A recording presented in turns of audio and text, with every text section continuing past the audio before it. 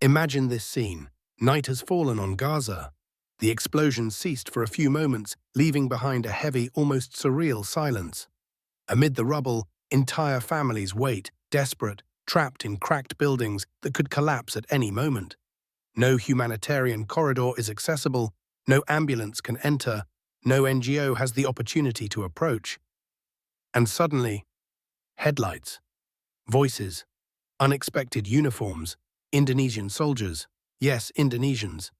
Almost 9,000 kilometers from home, they have just launched an emergency operation that will disrupt the course of the night. Rescue trapped civilians and build, in less than 12 hours, a secure zone capable of accommodating more than 200 people.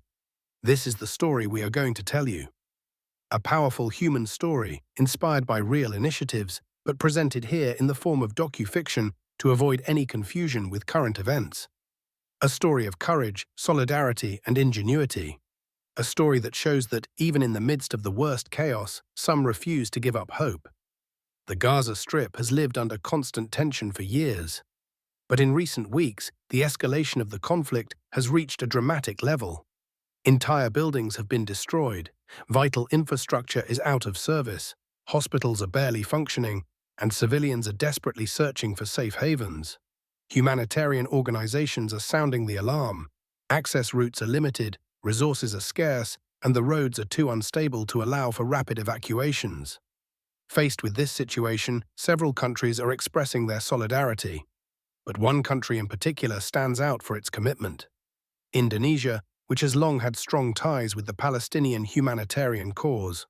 The TNI, Indonesian National Army.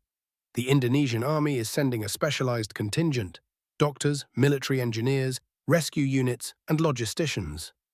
Their official objective, to reinforce humanitarian aid, provide equipment, stabilize a field hospital, and support local populations. But everything changes when an urgent report arrives at the forward operating base. Around 15 Palestinian families, approximately 47 people, are trapped in a neighborhood that has become completely inaccessible. Bombardments have destroyed the main road and buildings are in danger of collapsing. Local teams have no way of accessing it. The UN cannot guarantee a temporary ceasefire. Ambulances cannot drive through rubble. The information comes like a red alert. If nothing is done, these families will have no chance. The Indonesian command immediately assembled its officers. An operation was being considered, risky, unconventional, but indispensable. In a room lit by makeshift lamps, maps of Gaza are spread out on a table. The Indonesian commander listens to the reports: impassable roads, areas of collapse, risks of close-range gunfire, and a total lack of visibility.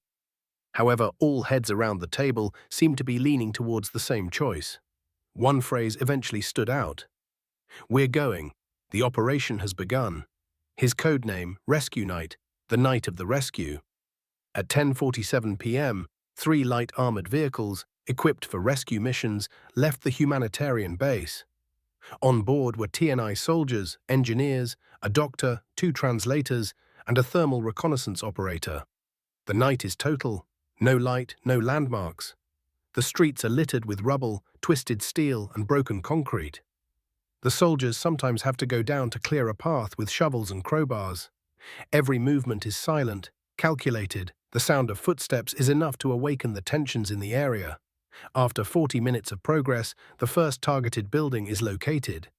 The soldiers announce themselves in Indonesian, in English, then via an application translating their voice into Arabic. Weak voices respond. A door is blocked. 2 soldiers literally rip it open with a lever.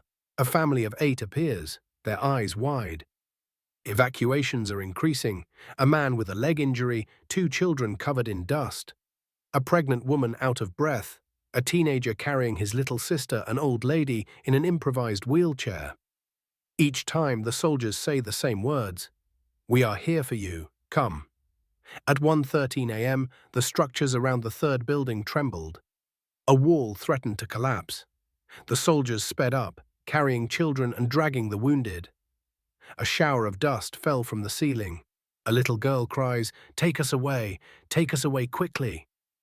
A soldier takes her in his arms, reassures her, and runs towards the vehicle. A minute later, part of the building collapsed behind them with a dull thud. The mission continues. The operation lasts more than 3 hours in total.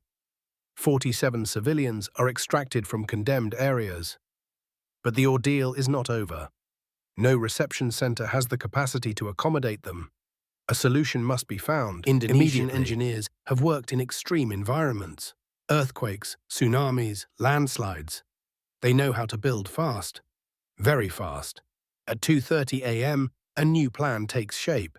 Erect a temporary, fully protected, secure shelter before sunrise.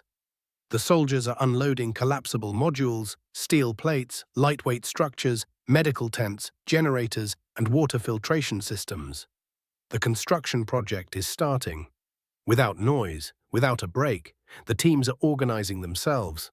One section installs the modular walls, another family tent setup, a third one creates secure lighting. Doctors are assessing the injured. The translators reassure the families, the engineers draw up an internal traffic plan. The hours pass. A shelter silhouette appears. Then 2. Then 10. At precisely 5:48 a.m., just before dawn, the secure zone is operational. A mini humanitarian village capable of housing more than 200 people, with a medical center, a space dedicated to women and children, a filtered water point, a rest area, a protection system against splinters, energy-efficient LED lamps, a food distribution space. An Indonesian engineer sighs, looking at the whole thing.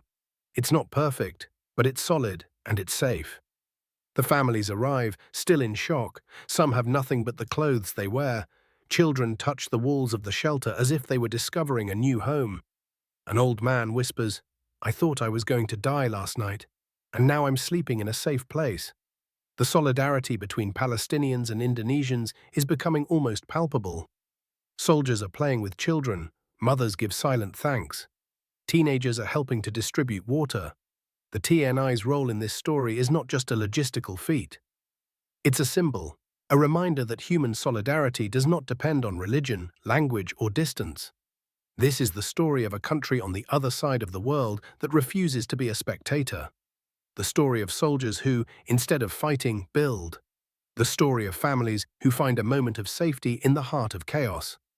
And above all, it's the story of one night. Just one.